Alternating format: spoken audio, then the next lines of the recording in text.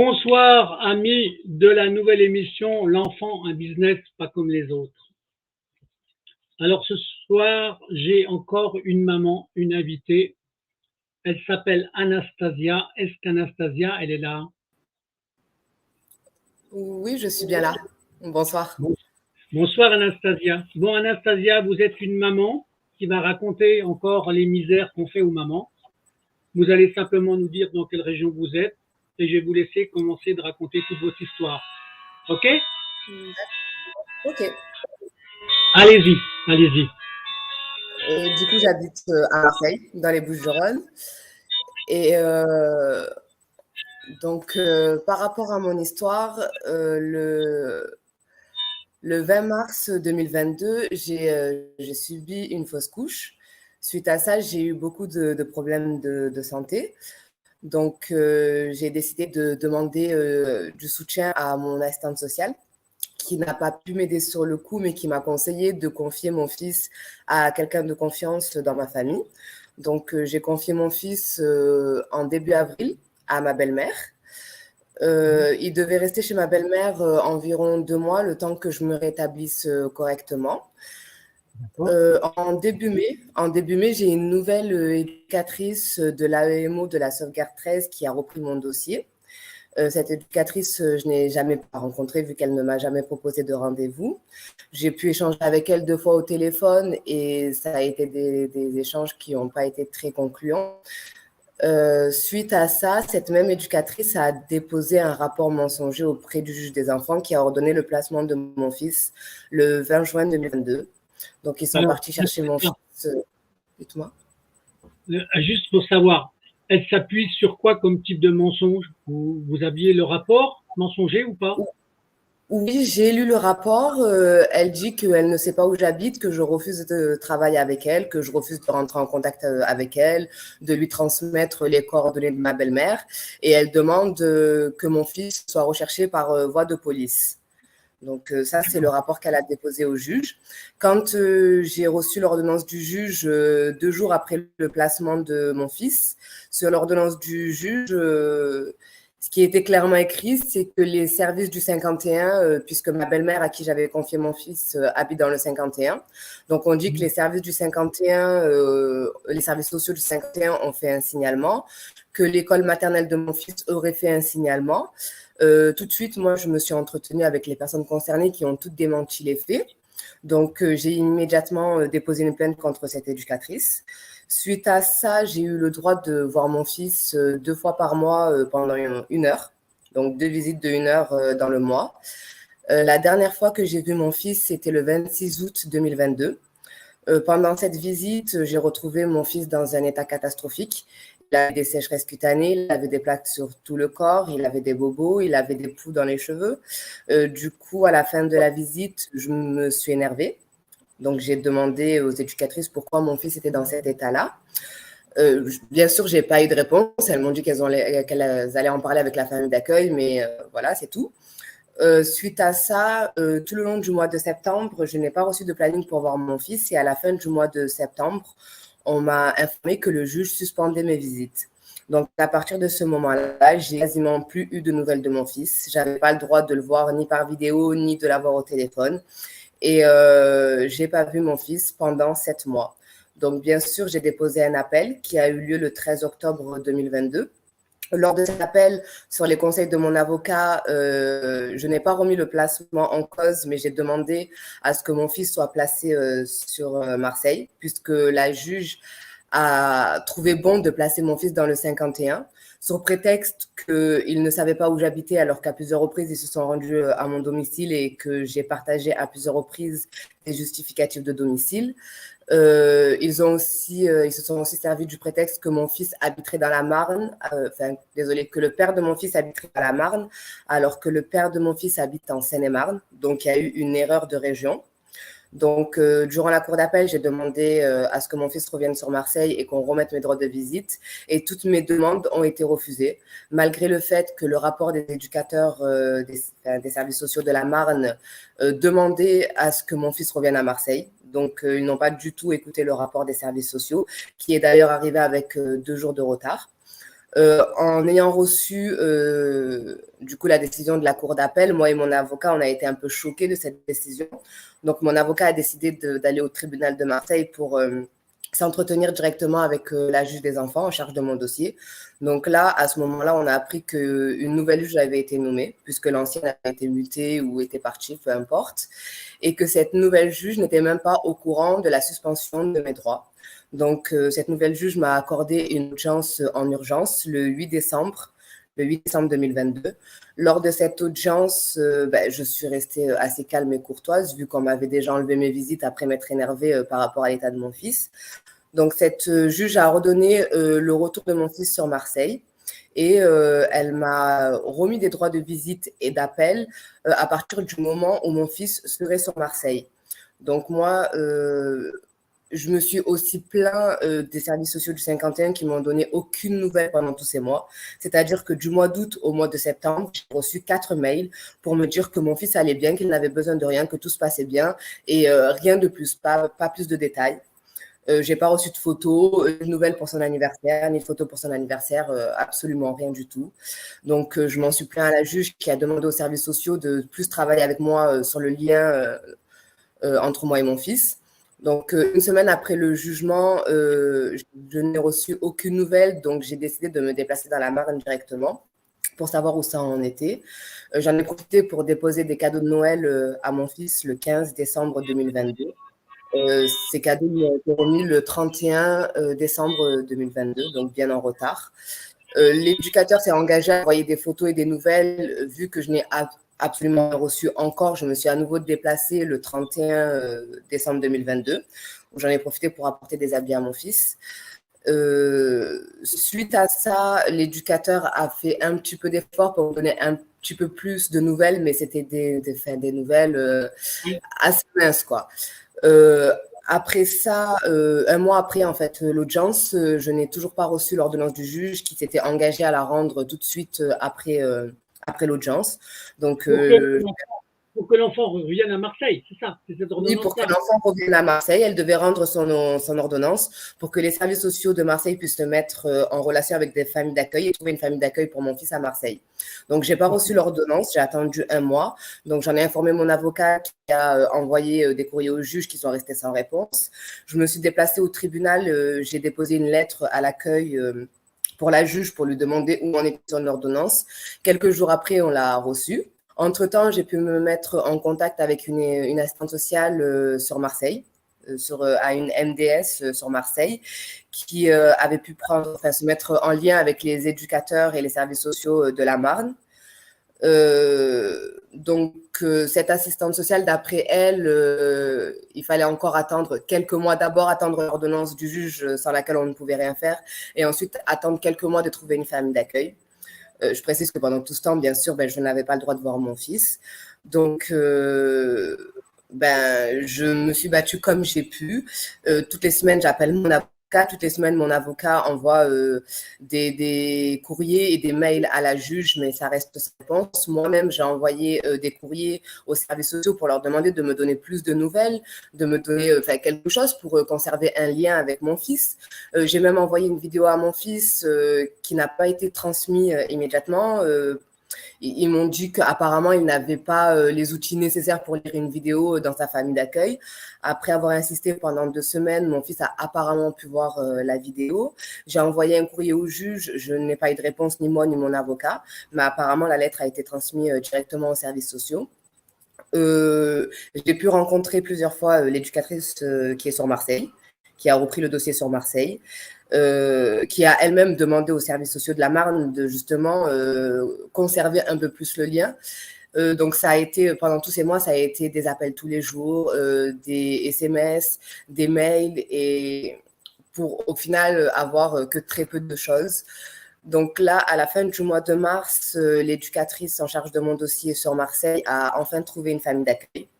Donc, du coup, elle a commencé à s'organiser pour le retour de mon fils. Vu qu'ils ont eu du mal à trouver un créneau horaire pour faire la route, vu qu'il faut aller chercher mon fils dans la Marne et que mon fils a beaucoup d'affaires, je leur ai proposé de ramener mon fils en train sur Marseille et je suis allée chercher les affaires de mon fils dans la Marne en voiture.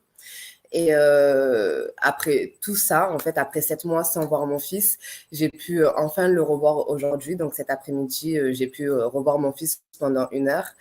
Et Ça faisait combien de temps, franchement, que vous l'aviez pas vu, Anastasia? Ça faisait combien de temps? ça faisait, ça faisait 7 mois que je ne l'avais pas vu depuis le 26 août 2022. D'accord. Alors, une chose que j'ai pas pour que les gens qui nous écoutent sachent, quel âge il a, votre enfant? 4 ans, 4 ans et demi. 4 ans et demi. On peut avoir son prénom? C'est comment son prénom? Nathanaël. Nathanaël. Bon, voilà, c'était déjà pour avoir ce genre de renseignement.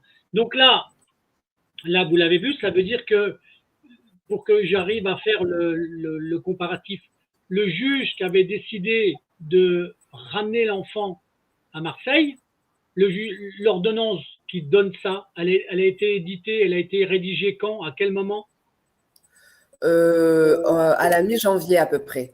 À la L'audience, elle s'est mi-janvier. tenue le 8 décembre et l'ordonnance a été rendue en mi-janvier. Je ne sais plus exactement quel jour, mais c'était D'accord. en mi-janvier. Ça veut dire qu'entre le moment de l'ordonnance et la vraie arrivée du fils à Marseille, ça a mis plus de 2 mois, presque 3 mois. Oui, effectivement. D'accord. Donc, moi, entre-temps, Et, j'ai et, bien sûr envoyé, oui, et j'ai bien c'était sûr envoyé un courrier au juge pour lui demander de d'accord, voir mon fils avant, mais je n'ai pas eu de réponse. d'accord. Ils sont pénibles, hein, les services sociaux, la conjugaison de la justice là-dedans. C'est ça que je trouve complètement dingue. Plus on écoute de témoignages de mamans, plus on s'aperçoit qu'ils en ont rien à foutre des sentiments de l'enfant avec la maman ou la maman avec l'enfant. Franchement, c'est insupportable ce genre de choses. C'est, on se demande où sont leurs sentiments à ces gens-là. Donc là, pour Effectivement, l'instant, donc là, pour l'instant, il est placé dans un foyer ou dans une maison à Marseille, dans une maison, dans une famille d'accueil. dans une famille d'accueil. Vous avez des relations avec la famille d'accueil ou pas du tout? Non, pas du tout. Le placement est tenu secret et je n'ai pas le droit d'entrer en contact avec la famille d'accueil. Et pourquoi ils Par font contre, des mon fils, interdictions? Pourquoi ils font des mon interdictions? Ben ça, je ne sais pas du tout. Par crainte, peut-être que j'aille voir mon fils, que j'aille le kidnapper, que j'aille le prendre de force ou que je cause un problème. À plusieurs reprises, quand j'ai pu voir les services sociaux et la juge, ils ont laissé entendre que je pourrais avoir un comportement disproportionné. Donc, du coup, ils m'ont même demandé de passer une expertise psychiatrique, apparemment, puisque Mais maintenant, enfin, ils font vu qu'il toujours n'y a ça. aucun motif, en fait, clairement, il n'y a aucun motif qui justifie ce placement. Ils essayent de mettre ça sur une certaine dépression ou sur une certaine folie. Donc, du coup, ben, dans tous les cas, moi, je suis ouverte parce que je sais que je n'ai rien à cacher. Donc, j'ai cherché un expert psychiatre sur Marseille et j'ai passé mon expertise psychiatrique. J'attends le compte-rendu de ce docteur. Aussi, je tiens à préciser que j'ai pu consulter mon dossier au tribunal 2 fois en début d'année, en janvier et en février 2023. Et dans mon dossier, j'ai retrouvé des documents, des documents assez choquants, des mails échangés entre la DGS de la Marne et la juge de Marseille, où les éducateurs de la Marne lui disent qu'elle a fait une erreur, qu'elle n'aurait jamais dû placer mon enfant dans la Marne, surtout en prétextant le rapprochement du domicile paternel, sachant que le père de mon fils habite dans un autre département et qu'en plus de ça, le père de mon fils n'a plus d'autorité parentale par jugement JAF depuis 2020. Donc, il n'aurait jamais dû être pris en compte. Ils disent à la juge de ramener mon fils sur Marseille. Ils disent à la juge que mon domicile est bien connu, que j'ai encore fourni un justificatif de domicile qui correspond à tous les autres justificatifs de domicile que j'ai pu avoir. Ils disent qu'eux, ils n'ont jamais fait de signalement, qu'ils sont cités dans l'ordonnance du juge et qu'ils auraient fait un signalement alors qu'eux n'ont jamais pris connaissance de mon fils avant le prononcement du placement, qu'ils auraient été en contact avec la directrice de l'école maternelle de mon fils et qu'elle aussi n'a jamais fait de signalement, n'a jamais été inquiétée, qu'au contraire, tout se passait bien. Donc, tous ces documents-là, la juge les a. Elle a été alertée, en fait, de certaines erreurs qui ont été commises. On lui a demandé de rectifier ses erreurs et elle ne l'a pas fait. À un certain moment donné, la juge envoie même une lettre aux services sociaux en disant que elle attend un retour de leur part parce que effectivement les faits, les éléments qui lui parviennent à ce moment-là ont l'air bien moins inquiétants que ceux mentionnés lors de la première audience et que est-ce que oui ou non on doit maintenir le placement. Mais à ça, il n'y a eu aucune réponse. Donc c'est des documents que j'ai copiés, que je n'ai pas le droit de prendre en photo, mais j'ai le droit de les… J'espère que vous les avez pris en photo. Ben, concrètement, je l'ai fait, mais je n'ai pas le droit de le faire. Ça peut me tomber dessus. Non, non. Une pièce, ils font exprès de faire croire que vous n'avez pas le droit de les avoir. Ils ne vous les communiquent pas. Pourquoi? C'est très simple. Parce que c'est des preuves qui peuvent se retourner contre eux. Donc, qu'est-ce qu'ils font? Ils font une menace en disant que si vous en avez une copie, vous pourriez être attaqué en justice. Mais c'est une pièce de procédure. Une pièce de procédure au niveau du contradictoire. Vous avez le droit d'avoir les pièces. Mais c'est pour ça qu'ils ne veulent pas vous les donner. C'est pour ça. Je sais bien, mais en tout cas, à l'heure actuelle, je n'ai pas le droit de le faire. Je l'ai fait quand même. Je les ai transmises à certaines personnes.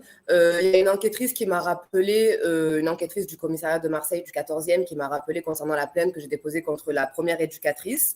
Donc, ma plainte a été traitée, j'ai pu être auditionnée. Cette éducatrice a aussi pu être auditionnée. Cette éducatrice, elle reste sur ses positions. Pour elle, elle n'a pas menti alors que j'ai des preuves irréfutables contre elle, puisqu'elle a dit que je ne voulais pas répondre à ses appels ni à ses messages. Elle a dit que je ne voulais pas lui donner les coordonnées de ma belle-mère alors que j'ai des SMS où je lui envoie le numéro de ma belle-mère, des SMS où je réponds à ses demandes. J'ai des appels où j'ai essayé de l'appeler pendant des jours et des jours, j'ai eu aucune réponse. Pourtant, elle se permet d'avancer ces faits-là. Elle a pu aussi parler avec ma belle-mère pendant tout ce temps. Elle devait aussi prendre contact avec des éducateurs dans la Marne pour qu'ils continuent leur enquête, mais rien n'a été fait. Donc là, pour l'instant, je suis dans l'attente d'un retour du procureur de la République par rapport à la suite qui va être prise par rapport à cette plainte. J'ai aussi fait plusieurs signalements au siège social de la Sauvegarde 13 concernant cette éducatrice. J'ai eu aucun retour, aucune réponse. J'ai essayé de rentrer en contact avec son chef de service à plusieurs reprises qui m'a un peu zappé au début, mais ensuite qui a commencé à un peu plus me prendre au sérieux, il m'a proposé un entretien, sauf qu'il a annulé l'entretien 3 jours avant en me disant que j'avais déposé une plainte, qu'il y avait une procédure en cours. Donc du coup, il a annulé notre entretien. Donc je n'ai jamais pu le rencontrer. J'ai aussi fait plusieurs… Alors, Anastasia, c'est parce qu'ils se protègent entre eux. Hein. C'est parce que… Ah, mais ça, effectivement, j'ai très bien vu. J'ai vu qu'ils se protégeaient entre eux parce que quand je l'ai eu au téléphone et que je lui ai fait part de ça, il m'a dit « Et alors, qu'est-ce que vous voulez que je fasse ?» J'ai dit « Vous avez un élément dans votre équipe qui abuse de son pouvoir, qui fait des dénonciations calomnieuses. Ce n'est pas normal, c'est à vous de prendre des mesures disciplinaires quand je vous fais un signalement. » Et il m'a dit « Oui, mais de toute façon, ce n'est pas la seule éducatrice avec qui vous avez eu des problèmes. Vous avez eu des problèmes avec vos précédents éducateurs alors que les rapports de ces précédents éducateurs, des rapports qui me sont favorables, où l'éducateur dit qu'il arrive à travailler avec moi, qu'il s'est rendu plusieurs fois à mon domicile, que tout se passe bien, que je suis une maman, qu'il n'y a rien à dire, quoi. Il n'y a que ce rapport-là de cette éducatrice qui n'est pas normal. Bon, voilà. Mais, donc, alors moi, je suis pour la dénonciation comme vous faites, d'accord? À la limite, c'est ça qui est incroyable, ce serait de dire, mais ça, c'est vous, c'est votre problème, c'est d'avoir le nom des bons éducateurs avec qui vous entendiez bien et de donner le nom de celle qui ment, en fait, qui fait des rapports mensongers. Moi, j'en suis arrivé à ce stade-là. Ah ben, si vous avez envie. Moi, les deux, vous m'avez dit que vous aviez eu des rapports excellents avec les anciens rapporteurs, d'accord? Oui. Donc, vous avez le droit de donner leur prénom, j'en sais rien, mais ce qui est important, c'est de justement faire la différence entre certains qui sont honnêtes, qui font bien leur travail, et d'autres qui sont des menteurs professionnels. D'accord? Je peux dire qu'au début de ma procédure, sachant que l'enquête à EMO, à la base, c'est moi qui le demandais au juge par rapport au dire du père de mon fils, en fait, qui essayait d'obtenir la garde et qui colportait des mensonges sur moi. Donc, j'ai demandé au juge d'avoir une enquête à EMO pour la rassurer. Donc, j'ai pu être en contact avec un éducateur qui s'appelle Monsieur Mathieu, avec qui ça s'est très bien passé, avec qui j'ai bien travaillé avec lui. Il a pu venir à mon domicile plusieurs fois. Il a pu aller au parc avec mon fils sans que je sois présente. Donc, il n'y avait rien à redire. Ces rapports reflétaient la vérité. Et ensuite, l'éducatrice qui a repris mon dossier, c'est une éducatrice qui s'appelle Madame Pardini, Christelle. Et elle, cette éducatrice, vraiment, la première fois qu'elle m'a appelée, elle m'a dit, je débarque chez vous. Elle ne l'a pas dit comme ça. Elle a dit, je vous propose d'arriver chez vous mercredi. Et je lui ai dit, mais attendez, vous m'appelez, mais mon fils, mercredi, il ne sera pas là puisqu'il est dans le département de la Marne chez ma belle-mère. Vous devriez être au courant, c'est écrit dans mon dossier. Elle m'a dit, je n'ai pas lu votre dossier. Et je lui ai dit, je trouve que ce n'est pas très professionnel de ne pas lire mon dossier. Je vous invite à le lire et à me recontacter avec toutes les informations. Donc, du coup, de là, notre relation n'a pas été du tout. Pourtant, le troisième appel que j'ai pu avoir avec elle, je me suis excusée. Je l'ai invitée à me proposer un entretien, à venir à mon domicile, mais je n'ai vraiment rien eu de sa part. Je l'ai appelée, elle ne m'a jamais répondu. La dernière fois que je l'ai eu au téléphone, c'est le 8 juin 2022, où je lui disais que j'avais un peu peur de venir à l'audience par rapport au père de mon fils, puisqu'il a déjà été violent envers moi et que je sais qu'il n'a pas forcément de limites. Mais on a été coupé en plus en plein appel. Et suite à ça, elle devait normalement demander à la juge une audience séparée, une audience pour le père de mon fils et une audience pour moi. Donc, elle n'en a rien fait. Et du coup, moi, en fait, je suis choquée de cette éducatrice.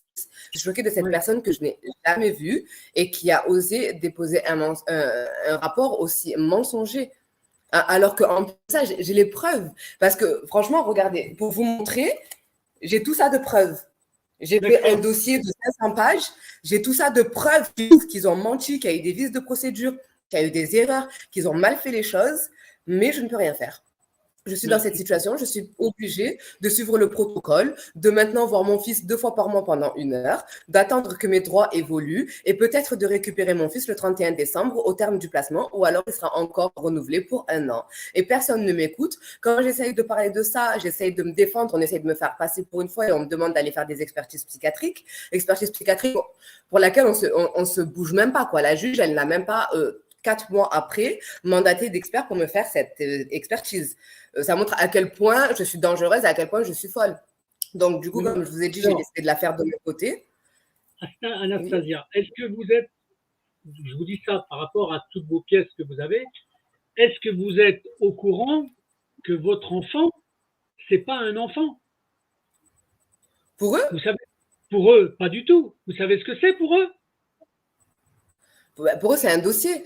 Après, non, c'est pas un dossier. Non, c'est pas un dossier. Je vais vous dire ce que c'est.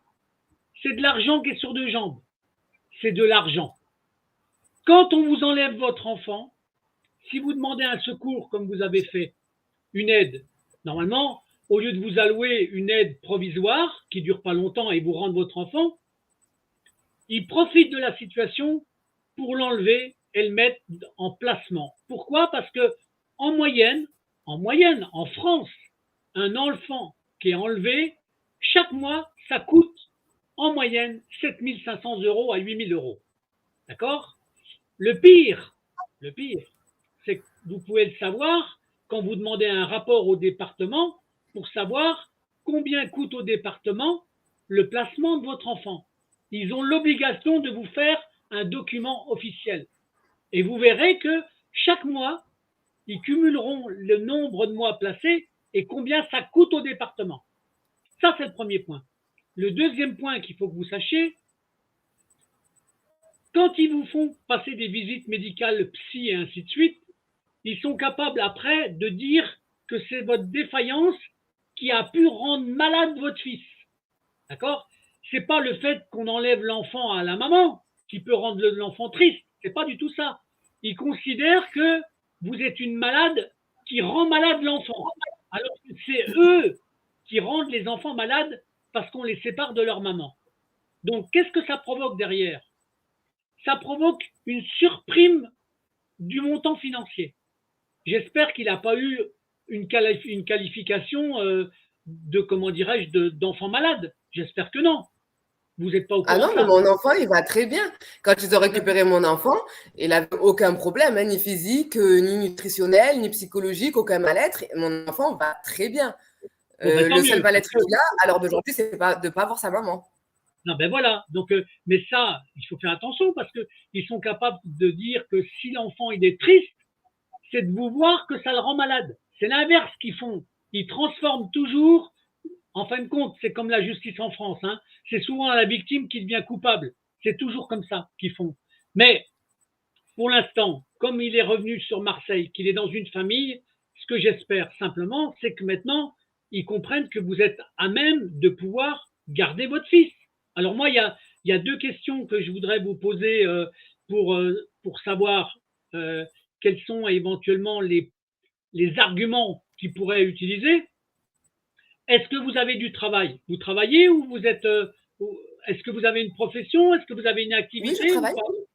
Bon, voilà. Donc ça veut dire que vous avez une source de revenus, en fait. C'est ça? Oui. Ah non, mais Bon, dans ma vie personnelle, je n'ai aucun problème. J'ai tout ce qu'il faut. d'accord. Alors, deuxième question, parce que je veux, c'est pour que Je- vous le disiez, c'est pour que vous le disiez. Est-ce que dans l'appartement que vous vivez, est-ce qu'il y a une chambre pour l'enfant? Ben, effectivement, vous voyez, je peux même vous la montrer, puisque ben, mon fils n'y est plus, mais la chambre est toujours là. Donc, je Voilà, vais aller directement dans la chambre de mon fils, j'allume la lumière. voilà, ben c'est comme Voilà, ça, c'est j'ai une preuve. récupéré quelques habits. Je ne sais pas si vous arrivez à bien voir. Bon, mais c'est pas grave. Je vois Là, il y la a ce fenêtre. petit lit avec ses jouets en dessous. Voilà, si, bon. En Peut-être un tout petit peu cas, plus loin. c'est c'est bien, Donc, il a une Anastasia, c'est bien. chambre. Voilà. Donc, il a même un lit, hein, en fait, hein, c'est incroyable. Bon, Oui, non, il a tout ce qu'il Anastasia, faut. Il a sa bon, chambre. Anastasia, c'était pour couper court à éventuellement des arguments fallacieux qui pourraient sortir dans un prochain rapport. D'accord? Parce que on n'est pas à l'abri, on n'est pas à l'abri que le placement, il le fasse durer. Pourquoi? Parce que chaque mois, c'est de l'argent qui rentre dans le département. Il faut bien savoir que c'est ça. Effectivement, et c'est ça le problème. Mais comme vous me dites, ils peuvent rien me dire parce que j'ai un travail, j'ai un appartement, j'ai une chambre pour mon enfant qui est très bien équipée et mon fils n'a jamais manqué de rien. Et même à l'heure d'aujourd'hui, même si mon fils est placé, je tiens quand même à être responsable de ses besoins et à acheter les habits, l'hygiène, enfin peu importe. Je leur ai dit à plusieurs reprises que je restais quand même sa maman et que je pouvais endosser ce rôle, que je n'avais pas de problème financier en fait. Donc, en fait, concrètement, ils peuvent rien me dire. Le seul truc sur lequel ils jouent, dans ma situation, c'est de me dire que j'ai fait une dépression postpartum après avoir subi une fausse couche. En Ouais, non fait, mais tout est parti. alors là vous vous doutez bien que c'est des arguments qui sont mensongers. Hein. On a le droit d'avoir un problème de santé, mais c'est pas la peine de Ben oui, l'exagérer et de dire que c'est la raison. C'est ça qui est insupportable, c'est d'utiliser des choses de la vie, de les transformer en mensonges en fait. C'est ça qui est insupportable. Donc ben oui, c'est ça le problème. là, le prochain jugement qui doit intervenir, c'est simplement pour savoir s'il le concerne, il continue de le mettre en gardiennage ou est-ce que vous pouvez avoir, vous avez des chances de réobtenir la garde de votre enfant? Ben, là, pour l'instant, je viens à peine de faire une seule visite. Il faut que mes droits évoluent. D'abord, que je puisse obtenir les droits de sortie, donc d'avoir le droit de sortir dehors avec lui et de pas que le voir en visite médiatisée. Le prochain jugement, normalement, il devrait avoir lieu en décembre 2023, mais j'ai prévenu mon avocat que je comptais demander une audience bien avant ça pour demander une évolution de mes droits et pour reparler avec la juge, surtout par rapport à tous les documents que j'ai découverts. Oui. Donc, pour l'instant, j'ai pas plus d'indications que ça. Pour l'instant, je suis obligée de suivre mes visites médiatisées toutes les 2 semaines, d'attendre les appels de mon fils, de leur prouver encore une fois que je suis une bonne maman, que j'ai de bonnes relations avec mon fils, que tout se passe bien en visite, pour qu'il petit à petit me fasse confiance et décide d'ouvrir mes droits. Mais après, ce que je peux dire, c'est que les 2 éducatrices qui travaillent avec moi sur Marseille, c'est des éducatrices, jusqu'à présent, c'est de très bonnes éducatrices. Il y a une assistante sociale et une éducatrice. Une assistante sociale que je connais depuis des années. Et pour l'instant, elle est toujours restée correcte. Ils ont trouvé une famille d'accueil rapidement. Ils répondent toujours à mes appels. Ils me donnent des nouvelles de mon enfant. Ils mettent vite les choses en place. Donc, j'ai l'impression qu'avec ces éducatrices, je peux avancer. Vous avez le droit de donner leur prénom. Hein. Si vous avez envie de donner leur prénom, si vous avez envie, vous avez le droit. D'accord? Au contraire, quand c'est dans le bon sens, heureusement qu'il y a ce genre de personnes qui arrivent de temps en temps. Oui, Mais ben c'est Madame Noble et Madame Figurani. Et d'accord. honnêtement, jusqu'à présent, je les remercie pour. Enfin, c'est bizarre de les remercier parce que normalement, je ne devrais pas être dans cette situation, mais je les remercie de bien faire leur travail et d'avoir pris ma situation au sérieux et d'avoir fait les choses rapidement. Parce que sinon, D'accord. aujourd'hui, je n'aurais pas pu voir mon fils. D'accord. Alors, je voudrais vous poser une petite question annexe pour savoir. Donc, comme vous êtes sur Marseille, est-ce que vous êtes en relation avec d'autres mamans à qui on a enlevé l'enfant, comme ça ou pas? Ou vous êtes toute seule? Je connais des mamans qui ont perdu la garde de leur enfant, mais c'est pas exactement la même situation que la mienne parce que dans ma situation, il y a eu vraiment beaucoup d'erreurs, il y a eu vraiment beaucoup de problèmes et c'est des situations différentes. D'accord, non, non, c'était Je pour sais pas savoir. si on peut parler de placement abusif pour les autres situations, mais je connais des mamans qui ont perdu aussi la garde de leur enfant. Non, mais je fais justement attention à ça parce qu'il y a des cas de figure qui sont très différents et malgré les cas de cas de figure, parce que ce que j'essaye d'analyser justement, c'est des fois les motifs qui font qu'on enlève l'enfant. D'accord? Et des fois, ça se rapporte uniquement, enfin, ça se rapporte. C'est un rapport de services sociaux qu'il donne au procureur qui fait qu'on enlève un enfant. Il y a des fois, sauf qu'il y a des fois, il y a des rapports qui sont vraiment mensongers. Je pourrais vous donner des cas écrits dans les rapports, des motifs pourquoi on enlève des enfants. Il y a des fois, c'est des aberrations, mais qui sont incroyables. Je peux vous donner, par exemple, un exemple qu'on enlève un enfant à une maman parce que la maman, elle aime trop son enfant. Il y a trop On d'affect. me l'a déjà dit ça aussi au début du placement. On m'a dit vous êtes dans l'excès dans l'éducation de votre enfant, ça doit être stressant à long Non, non, terme mais tous ça, les jours. alors ça, pour moi, c'est un Carrément. mensonge. Une maman a le droit d'aimer son enfant. Quoi barre. Et les services sociaux, ils ferment leur Ben gueule oui, avec ça. D'accord? Après, je vous donne un autre exemple. Un autre exemple. D'accord? On est capable d'enlever un enfant dans une famille parce qu'il y a 3 chats dans la maison. c'est Trois un peu chats. excessif, Non, mais très excessif même. ils ont dit que comme il y avait 3 chats, Non, il y avait un manque d'hygiène. Non, mais franchement, oui, en fait, franchement. ils enlèvent les enfants pour rien et les enfants qui ont vraiment besoin d'aide, eh ben, eux, ils restent en danger dans les familles, ils subissent des violences et les enfants qui vont très bien, ils sont enlevés. Franchement, c'est choquant et c'est très, très bizarre. C'est exactement C'est ça. franchement, C'est exactement ça. Donc, je et ça, comprends vraiment pas pourquoi ça tombe comme ça. c'est des motifs. Alors, bien sûr que quand on fait parler des mamans ou des papas, parce qu'il y a aussi des papas qui témoignent, d'accord, au fur et à mesure qu'on voit les mensonges qu'ils utilisent, les motifs, il y a des fois, ça fait même plus sourire. Hein. C'est pas drôle. Quand on constate des fois les motifs, je vous garantis que c'est pas drôle. Mais là, donc, la suite, donc maintenant, donc vous attendez, maintenant, vous essayez d'accélérer le prochain rapport au lieu que ça soit le mois de décembre, que ça soit plus tôt, en fait. C'est ça? Ben, oui, que ça soit plus tôt et que mes droits évoluent.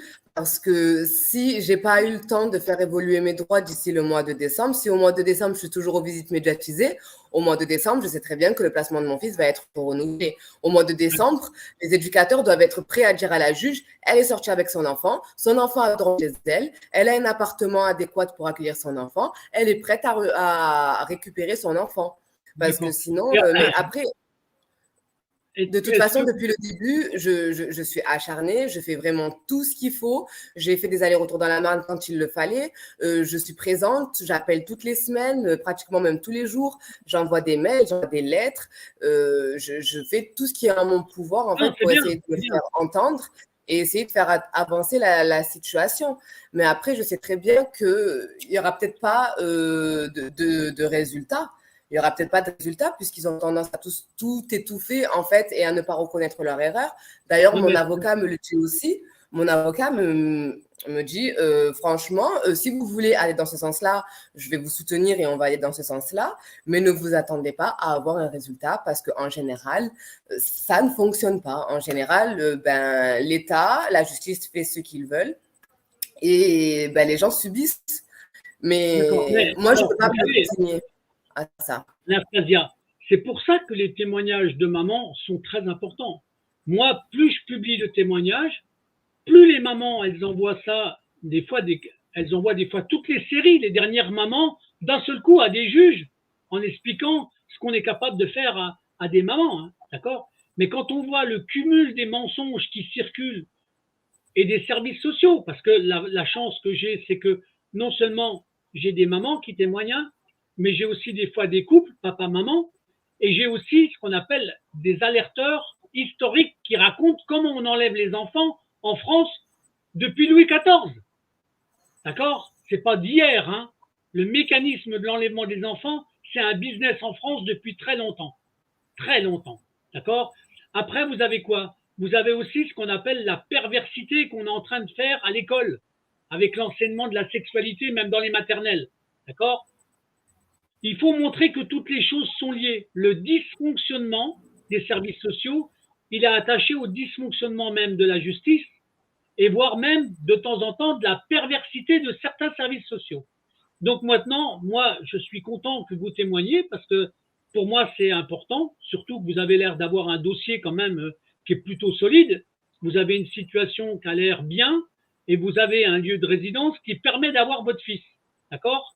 Eh bien ça, il faut le prouver, il faut le démontrer. Eh bien oui, mais c'est important. Mais tout ça, ils le savent déjà.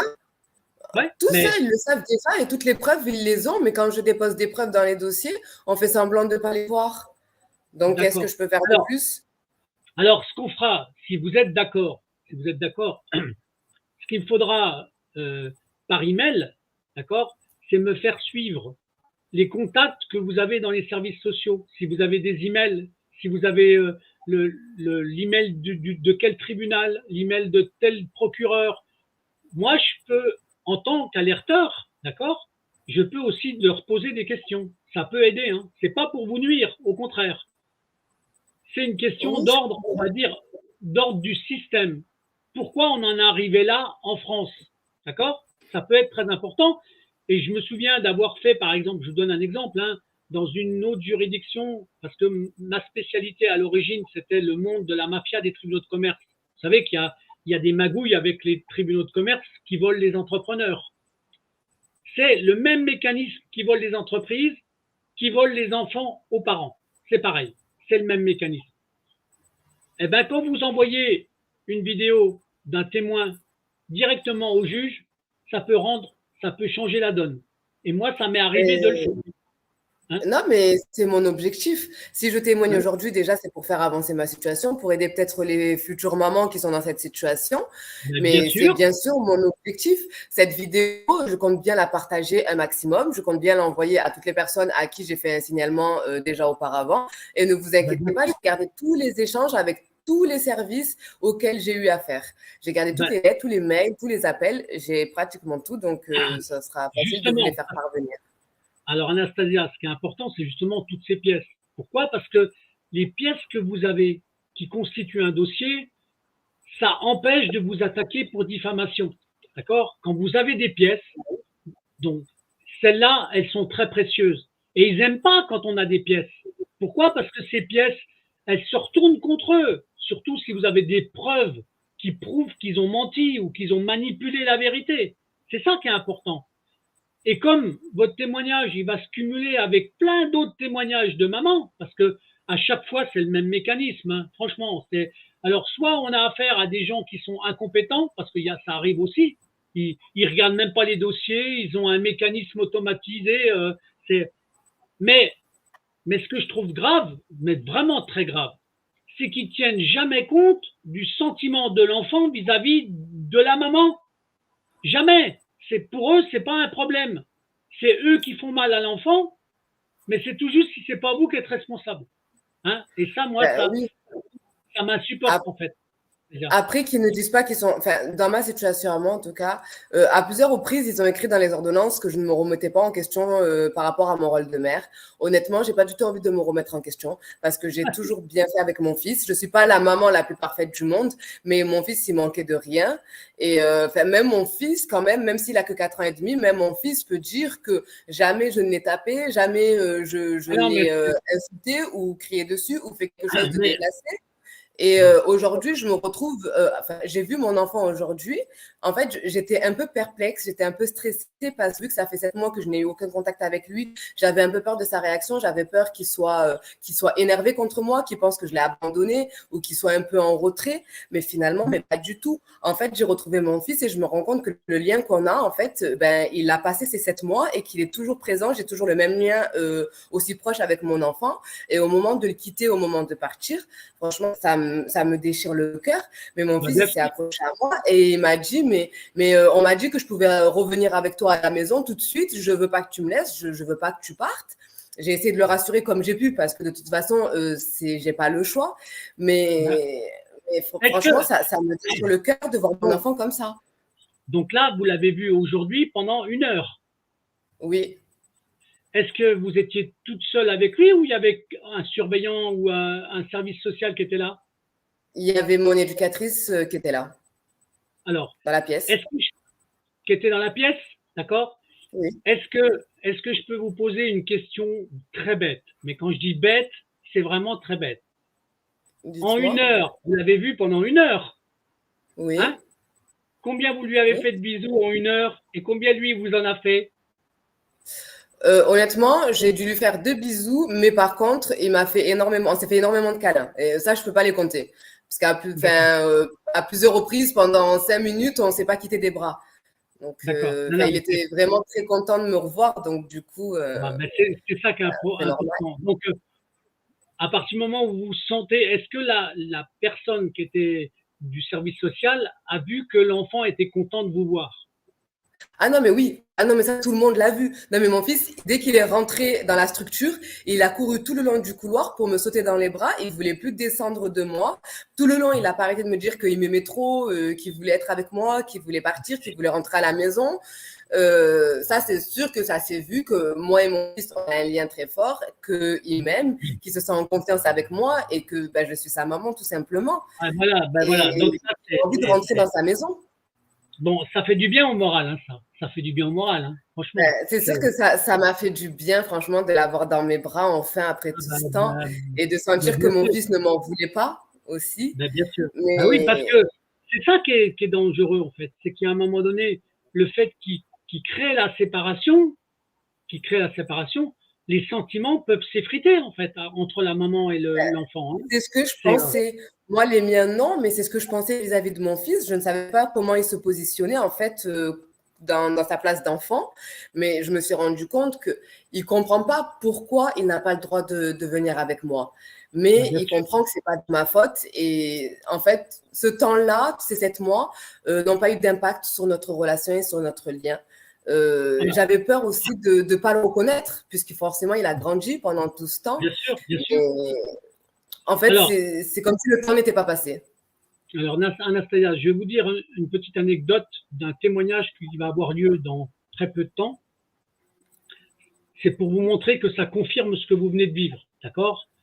C'est un papa et une maman qui vont récupérer leurs 2 enfants qui sont placés depuis des années, d'accord? Et le papa et la maman m'ont demandé de faire une émission avec eux et avec les enfants pour montrer comment leurs enfants aiment leurs parents. D'accord? Pour moi, c'est important. Et ils m'ont demandé de poser les questions aux enfants comme si j'étais un tonton, exactement pareil. D'accord? Mais ce qui est important, c'est de montrer justement les sentiments que l'enfant il a vis-à-vis de ses parents, son papa ou de sa maman. Ça, c'est important. D'accord? C'est pas des images qu'on voit souvent. Hein. C'est pas des images qu'on voit souvent. Mais pour pouvoir réveiller la conscience des gens, eh ben, il faut que les mamans témoignent, il faut que les papas témoignent, il faut que les parents témoignent. Et si en plus on peut avoir des témoignages d'enfants, eh ben, c'est encore mieux en fait. Mais voilà, donc il y a des images, vous savez, qui sont des fois très simples, hein, de montrer combien une maman aime ses enfants ou combien les enfants aiment leur papa ou leur maman, c'est très important. C'est des images qui sont importantes. Effectivement, et j'aurais bien aimé prendre tout ça en vidéo ou en photo, mais après, honnêtement, j'étais plus concentrée par prendre mon téléphone dans mes bras que de tenir mon téléphone. C'était des retrouvailles assez intenses. Mais j'en ai conscience. Mais peut-être, Anastasia, qu'un jour, ça viendra. Hein. D'un jour, vous me donnerez un rendez-vous en disant hey, je suis avec mon fils, regardez, il est gentil, il m'aime beaucoup. Peut-être. Peut-être qu'on pourra faire ça un jour, en fait. En tout cas, Anastasia, voilà, on a fait une émission. Je pense qu'on a fait le tour de votre sujet, en fait. Ou est-ce que vous avez encore 2-3 petites choses à dire? Non, je pense que j'ai tout dit à peu près. D'accord. Je pense qu'on a fait le tour. On a fait une synthèse. Moi, je trouve que le témoignage, il est parfait. Vous avez raconté un peu tout. Vous avez montré que vous aviez bien plein de pièces. Eh ben, en attendant, on va rester en contact. Je vais mettre une fin, je vais envoyer le générique de fin puisqu'on a fait le tour de la question et je vous enverrai les liens de cette émission-là puisque je vous le dis tout de suite, hein, je sauvegarde cette émission-là sur 3 réseaux et après ça va participer à 2 web TV avec qui je travaille qui balancent des fois mes émissions, d'accord? Donc notamment cette nouvelle émission qui s'appelle L'enfant, un business pas comme les autres. Même si j'ai d'autres émissions qui rentrent dans la catégorie de la vérité, puisqu'il y a aussi le puzzle de la vérité. Mais ce qui est important, c'est la parole des mamans. D'accord? Et plus on a de mamans qui témoignent, plus les services sociaux et les services juridiques feront attention de ce qu'ils disent et de ce qu'ils font. C'est ça la réalité. Donc j'espère que vous saurez utiliser ce petit témoignage, cette vidéo, que je vous enverrai en lien.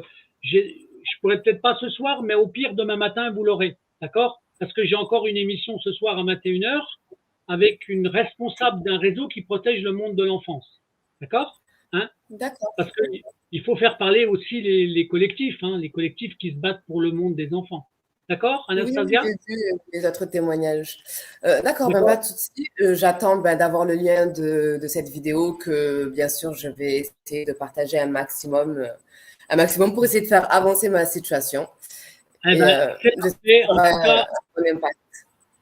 en tout cas, Anastasia, je vous remercie de ce témoignage et au plus tard demain matin, vous avez les liens de mise en ligne. D'accord? OK? D'accord. Merci beaucoup. Bonne soirée. Je m'autorise à vous faire un bisou et vous ferez un bisou la prochaine fois à votre fils de ma part. D'accord? OK? D'accord, pas de souci. Merci beaucoup. Bonsoir, Anastasia. À bientôt. Bonne soirée. Merci. Au revoir.